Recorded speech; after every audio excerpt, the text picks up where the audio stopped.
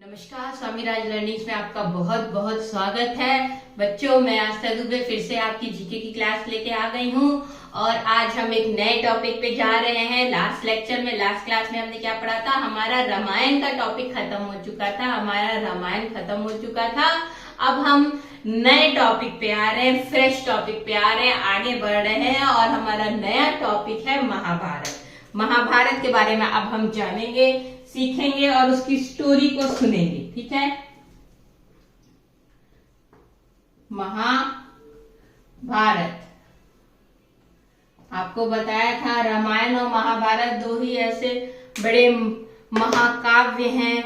ठीक है, महारचनाएं हैं जो हमारे पास हैं। हिंदू धर्म के हिसाब से ये जो दोनों ग्रंथ हैं ये बड़े पवित्र ग्रंथ हैं।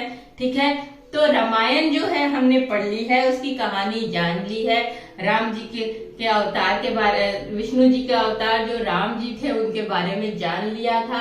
अब हम नेक्स्ट अपनी स्टोरी पे जाते हैं जो कि है महाभारत की। इसमें भी विष्णु जी का ही अवतार है जो कि कृष्ण भगवान के रूप में उन्होंने जन्म लिया था। ठीक है, रामायण में भी और महाभारत में दोनों में विष्णु भगवान का ही अवतार लिया गया है। उन्होंने ही जो है तारा है, भवसागर से पार लगाया है मनुष्य को या पापियों को, और इस दुनिया में धर्म और सत्य का प्रचार प्रसार किया है। ठीक है, तो अब चलते हैं महाभारत की तरफ। महाभारत की स्टोरी जान लेते हैं। बच्चों, महाभारत की स्टोरी बहुत बड़ी है। ठीक है, बहुत बड़ी है। इतने ज्यादा उस पे कैरेक्टर्स हैं, लोग हैं, इतने ज्यादा हैं कि सबको याद कर पाना थोड़ा मुश्किल पड़ता है। ठीक है, लेकिन जो मैं आपको स्टोरी सुनाने जा रही हूँ, जो मैं हमेशा करती हूँ, क्वेश्चन आंसर के पास जाने से पहले, क्वेश्चन आंसर शुरू करने से पहले आपको स्टोरी सुना देती हूँ। उसके वही काम मैं इसमें भी करूंगी, आपको स्टोरी सुनाऊंगी। ठीक है, स्टोरी थोड़ी इसकी बड़ी है, कई स्टोरियां एक साथ प्ले कर रही हैं इसमें, तो थोड़ा ध्यान दे के सुनिए आप लोग, इधर उधर ना भटकाएं ध्यान, और सारा ध्यान आपका इधर रहे स्टोरी पे। ठीक है, तो महाभारत की स्टोरी शुरू करते हैं। द्वापर युग में, ये द्वापर युग के अंत में जो है ये महाभारत की स्टोरी शुरू हुई थी। जब अंत आ रहा था, पृथ्वी पे बहुत पाप बढ़ गया था, बहुत पापी बढ़ गए थे, और जिसकी वजह से माता पृथ्वी का जो है भार बहुत बढ़ गया था। बहुत परेशान हुई माता पृथ्वी, और इसके कारण वो दुखी होके जाती हैं ब्रह्मा जी के पास। ठीक है, माता पृथ्वी कहाँ जाती हैं? ब्रह्मा जी के पास। एकदम स्टार्टिंग स्टोरी बता रहे हैं। ठीक है, ब्रह्मा जी से क्या कहती है वो कि मेरी मदद करिए, मेरी पृथ्वी पे बहुत पाप बढ़ गया है, बहुत दुराचार बढ़ गया है, बहुत अत्याचारियों ने जन्म ले लिया है, इससे मुझे मुक्त कराइए और कृपया करके मेरी मदद करिए। इस तरह से जाके वो गुहार लगाती हैं ब्रह्मा जी से कि ब्रह्मा जी प्लीज मेरी मदद करिए और इससे जो पाप बढ़ा है इसको देखिए, इसको कम करिए, इसको हैंडल करिए, जो कहना है आपको कह लीजिए। ठीक है, तो ब्रह्मा जी उनकी गुहार सुनते हैं और वो क्या करते हैं, सारे देवी देवताओं को इकट्ठा करके जाते हैं कहाँ? भगवान विष्णु जी के पास। ठीक है, वो जाते हैं भगवान विष्णु जी के पास। भगवान विष्णु जी अपने सिंहासन पे बैठे रहते हैं। ठीक है, उनका सिंहासन क्या है? वही शेषनाग। ठीक है, माता लक्ष्मी और विष्णु जी बैठे रहते हैं। वहां जाते हैं भगवान ब्रह्मा, सारे देवी देवताओं और सिद्ध साधुओं के साथ, सबके साथ वहां जाते हैं और उनसे कहते हैं कि हमें धरती पे पाप कम करने के लिए, धरती का उद्धार करने के लिए, धरती माता का बोझ कम करने के लिए आपको जन्म लेना पड़ेगा, आपको फिर से पृथ्वी पे अवतार लेना पड़ेगा और लोगों को इस भव सागर से पार उतारना पड़ेगा, पाप कम करना पड़ेगा। विष्णु जी कहते हैं ठीक है, मैं पृथ्वी पे फिर से अवतार लूंगा और इस पाप को कम करूंगा, पृथ्वी पे जो पाप फैला है उसे कम करूंगा। ये विष्णु जी का हो जाता है। उसके बाद ब्रह्मा जी बाकी देवी देवताओं को, ऋषियों को, ठीक है, कहते हैं कि अब आप लोग भी अपना अपना अवतार पृथ्वी पे लीजिए। इतना पाप फैला होता है कि उनको सबको अवतार के रूप में भेजना पड़ता है कि अवतार जितने देवी देवता अवतार लेंगे उतना ही जो है पृथ्वी का कल्याण होगा। तो सबको कहते हैं आप भी अपना अपना अवतार लीजिए और अपने पुत्रों को जन्म दीजिए जाके पृथ्वी पे। ठीक है, तो सारे देवी देवता भी हाँ करते हैं, उनमें से कुछ देवता अवतार लेते हैं और कुछ देवता अपने पुत्र को जन्म देते हैं। ठीक है, अपने पुत्र को या अपने अंश को, पुत्र को पृथ्वी पे भेजते हैं। ये कैसे करते हैं ये भी हम आपको बताते हैं। ठीक है, और ये जो काव्य है, ये जो रचना है, ये जो ग्रंथ है महाभारत का, ये किसने लिखा है? ये लिखा है वेद व्यास ने, जो कि ब्रह्मा जी के कहने पे ये बोलते गए हैं गणेश जी, और लिखते गए हैं वेद व्यास जी। ठीक है, अब आगे बढ़ते हैं, आगे का जानते हैं कहानी। फिर क्या होता है, इस तरह से भगवान विष्णु लेते हैं अवतार। किसका? भगवान विष्णु अवतार लेते हैं भगवान कृष्ण का। ठीक है, और धर्मराज किसका अवतार लेते हैं? युधिष्ठिर का। ठीक है, और सूर्यदेव धर्मराज युधिष्ठिर का अवतार नहीं लेते हैं। धर्मराज कुंती के गर्भ में उनको वरदान प्राप्त था कि किसी भी देवता से इच्छा युक्त पुत्र पा सकती हैं अपनी इच्छा के अनुसार। ठीक है, ये कहानी हम आपको बताएंगे। अब ये जान लीजिए कौन किसका अवतार लेता है, उसके बाद हम सारी कहानी आपको बताएंगे। तो क्या होता है, युधिष्ठिर धर्मराज जो होते हैं, धर्मराज या यमराज कह लीजिए, वो क्या करते हैं, वो कुंती के घर में अपना पुत्र डालते हैं और उनका नाम युधिष्ठिर कहलाता है। इसी तरह सूर्य भगवान के पुत्र होते हैं कर्ण, इंद्र के पुत्र होते हैं अर्जुन। ठीक है, और देव नामक ऋषि जो है वो जन्म लेते हैं किसके स्वरूप में? देव जन्म लेते हैं अपना। रुकिए, आगे कहानी में चलिए तब हम बताते हैं, ऐसे आप कंफ्यूज हो जाएंगे।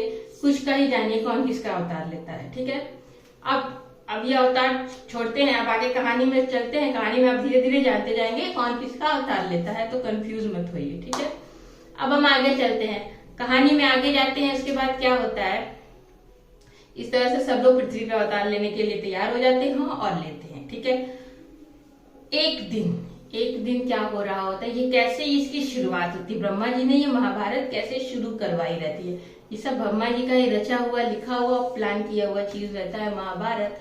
वो ऐसा क्यों करते हैं, ऐसा क्यों लिखते हैं, ऐसा क्यों रचते हैं कि महाभारत हो, ये सब गीता में लिखा हुआ है। गीता भी, भगवत गीता भी महाभारत का ही एक पार्ट है। कैसे कि महाभारत का जब युद्ध हो रहा था बच्चों, महाभारत का जब युद्ध हो रहा था तो भगवान श्री कृष्ण ने अर्जुन को ज्ञान दिया।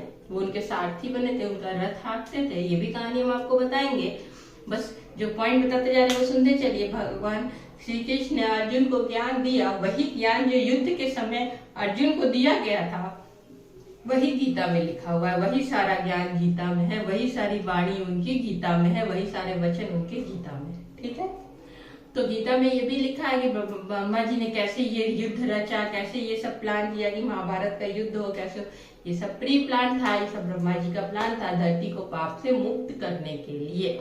ठीक है, आगे बढ़ते हैं। एक दिन ब्रह्मा जी की सभा चल रही थी। ठीक है, उसमें सारे जो हैं देवता और लोग गण बैठे हुए थे। ठीक है, उसमें एक राजा था, बड़ा प्रतापी राजा था, महाभीष्म। ठीक है, वो पृथ्वी पे बड़ा प्रतापी राजा था, बड़ा धार्मिक राजा था। उसकी जब मृत्यु होती है तो वो भी जो है देवताओं में शामिल हो जाता है और वो भी जाके कहाँ बैठता है, वहीं स्वर्ग में ब्रह्मा जी के उसमें बैठा रहता है भवन में। और एक जो है कह लीजिए मीटिंग चल रही होती है, किसी विषय पे एक वार्तालाप चल रही होती है सारे देवताओं और महाभीष्म जो राजा थे उनके बीच में। ठीक है, तब तक क्या होता है, गंगा जी आती हैं। गंगा जी किसी बात के सिलसिले, देवी गंगा वहां आती हैं ब्रह्मा जी से बात करने।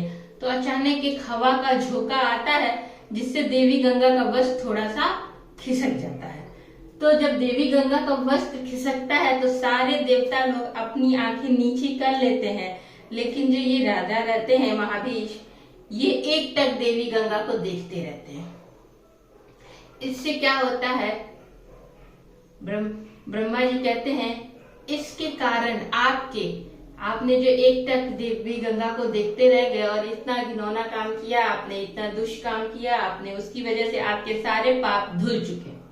आपके सारे पाप धुल चुके हैं। अब आपको वापस से मृत्यु लोक जाना पड़ेगा, मनुष्य योनि में वापस से आपको जन्म लेना पड़ेगा। मृत्यु लोक मनुष्य योनि को ही कहते हैं। हम मनुष्य लोग मृत्यु लोक में ही हैं, क्योंकि हम लोग जन्म और मृत्यु के चक्र में फंसे हुए हैं। हम जीते हैं और फिर हम मरते भी हैं। हैं और फिर हम पुनः जन्म भी लेते हैं। देवी देवताओं के साथ ऐसा कुछ नहीं है, वो मरते नहीं है, जीते नहीं है, वो बस एक कांस्टेंट स्टेट में रहते हैं, वो हमेशा जीवित रहते हैं, हमेशा जीवित रहते हैं। ठीक है, वो मोह माया के जाल से मुक्त रहते हैं।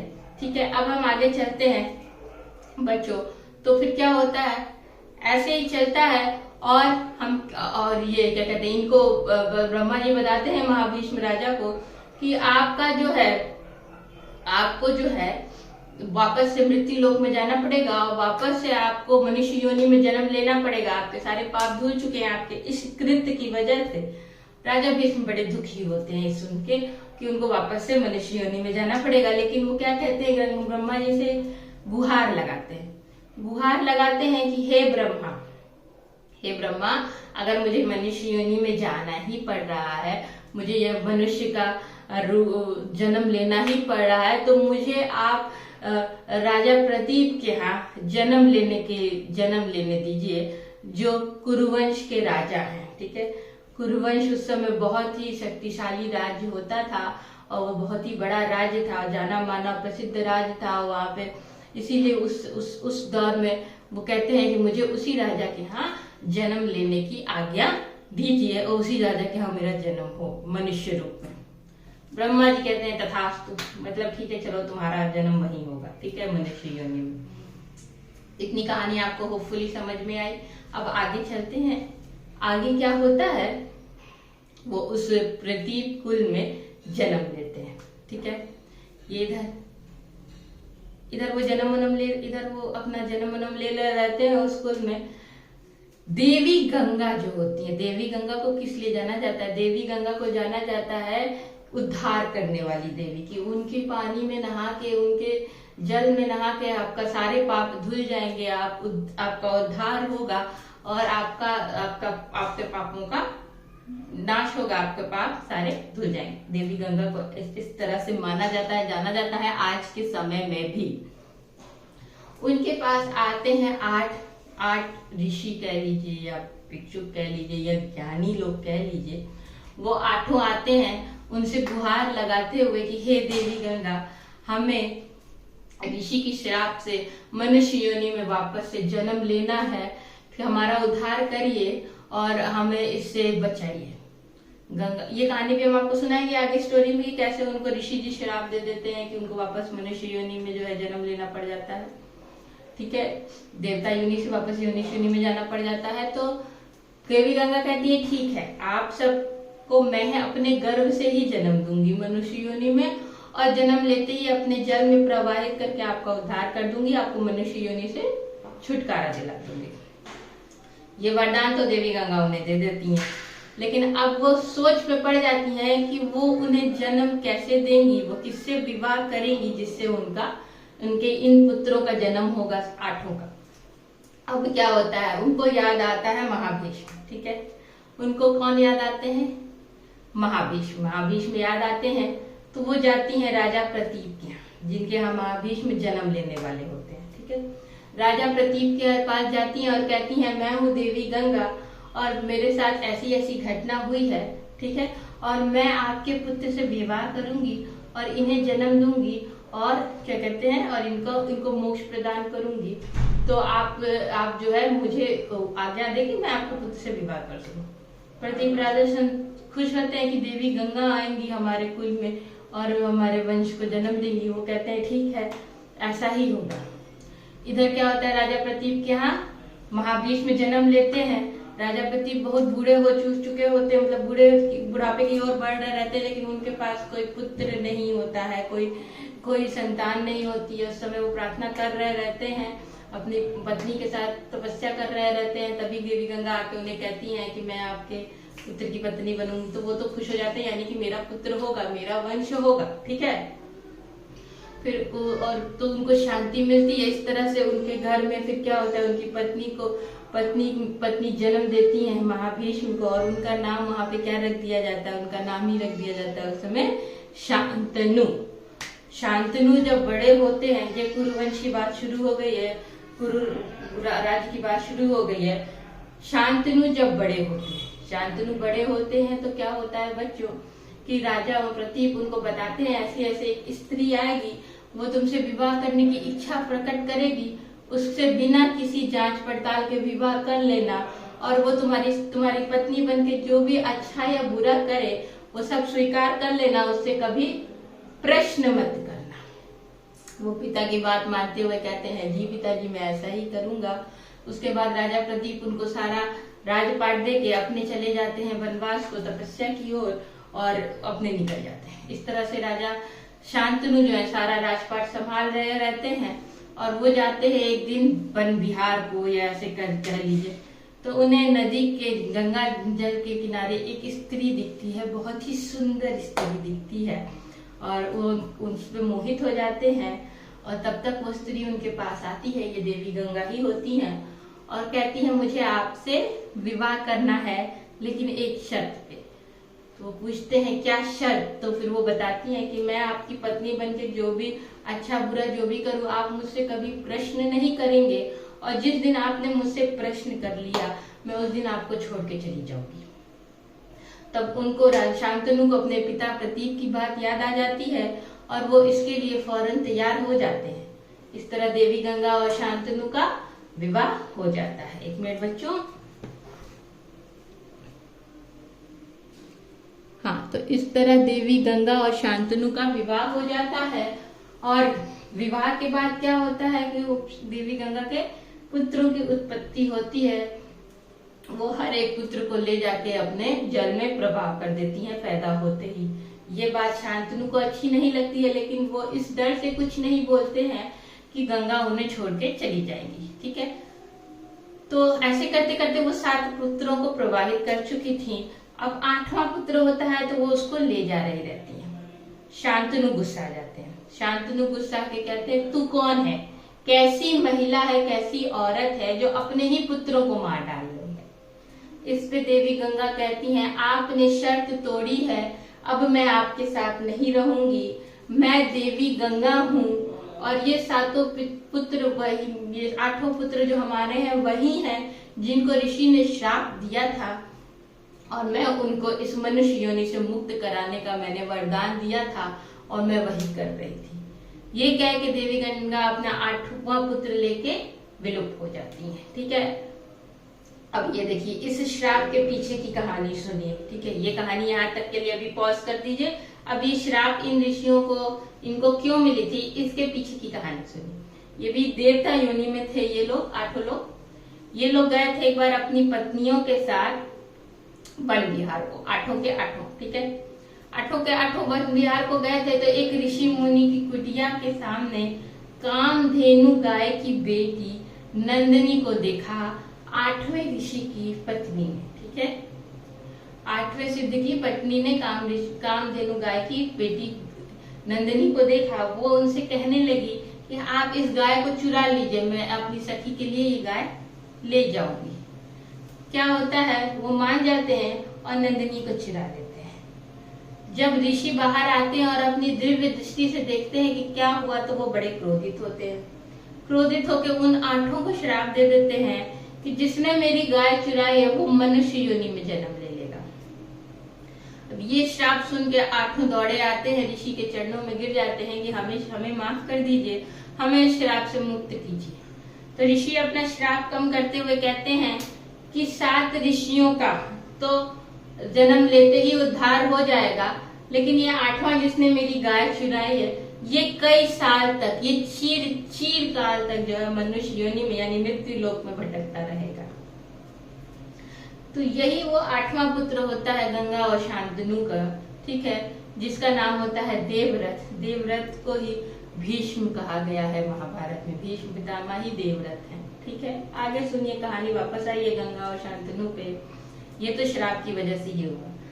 अब राजा शांतनु गंगा जी के जाने से बहुत ही आसक्त हो जाते हैं, बहुत ही निराश हो जाते हैं, और वो गंगा जी को भूल नहीं पाते हैं।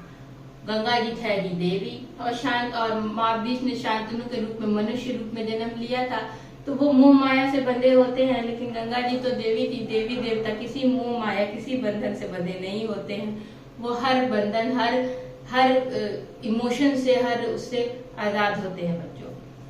तो शांतनु बार बार गंगा जी के पास जाते थे, उनके जल को देखते थे, निहारते थे और वापस चले जाते थे। यही काम करते थे और वो हमेशा दुखी रहते थे, देवी गंगा को याद करते रहते थे। इसलिए कभी उन्होंने दूसरी शादी नहीं की। इससे उनकी प्रजा डर गई कि ये शादी नहीं कर रहे, ये इस तरह से रह रहे, इनका वंश है नहीं, कैसे इनका कुल आगे बढ़ेगा, ये खत्म हो जाएगा कुरुवंश।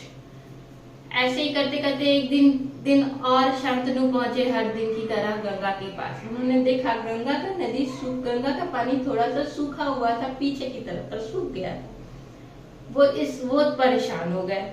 वो थोड़ा दूर तक चले, नदी के किनारे तक, उसके जल के प्रवाह के अपोजिट साइड में चलते गए, देखने के लिए आखिर क्यों उनका गंगा का जल सूखा है।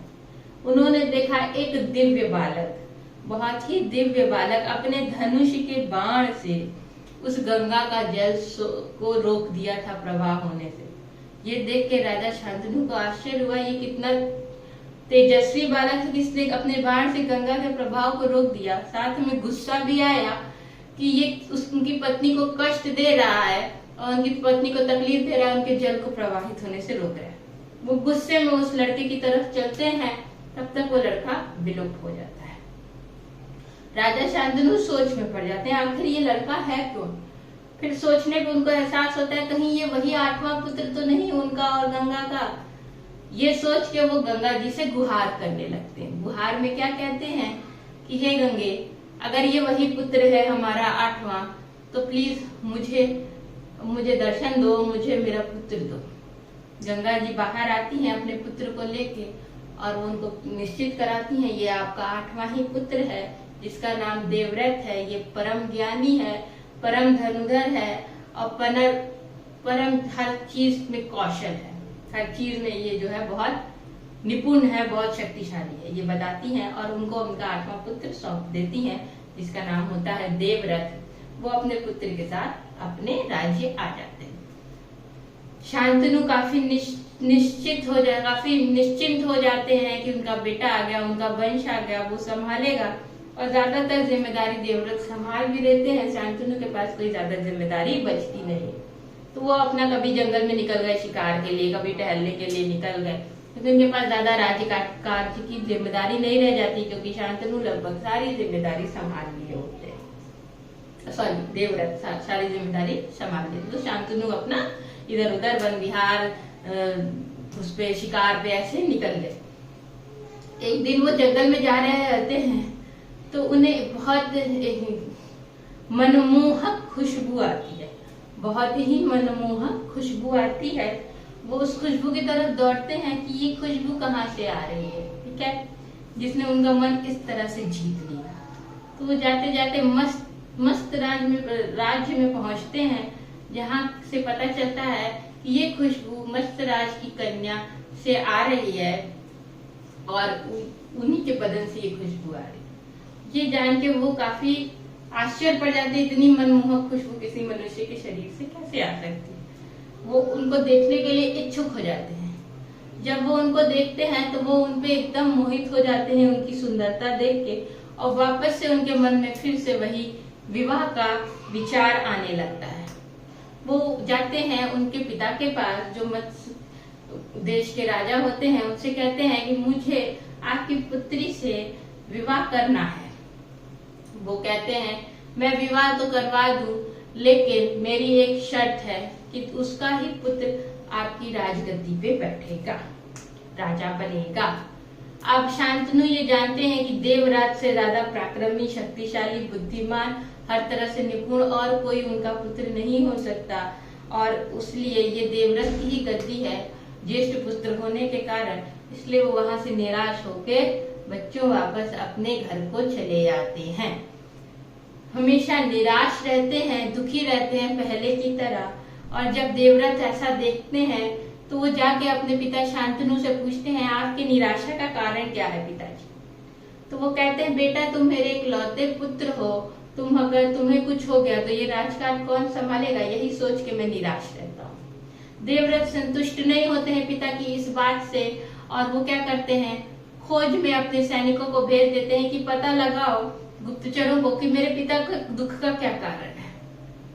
उनके गुप्तचर पता लगा लेते हैं और जाके राजा शांतनु को देवव्रत को ये सारी बातें बता देते हैं कि ऐसी ऐसी बात है, इसलिए आपके पिता दुखी हैं। अब बच्चों, अब इसके लिए क्या करते हैं देवव्रत, मथुरा जाने की तैयारी करते हैं कि वो अपने पिता का दुख कम करें, क्या उस कन्या से इनका विवाह करवाएं।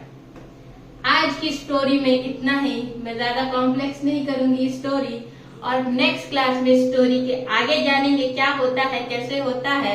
तब तक ये स्टोरी रिवाइंड कर करके सुनते रहिए, ताकि जब मैं आगे की स्टोरी सुनाऊं तो आपको पता रहे मैं क्या बता रही हूँ आगे। ठीक है, जितना सुनेंगे उतना जल्दी आपको क्वेश्चन आंसर याद होगा बच्चों, समझ में आएगा इससे रिलेटेड क्वेश्चन आंसर। इसलिए सुनते रहिए, सुनते रहिए, सुनते रहिए।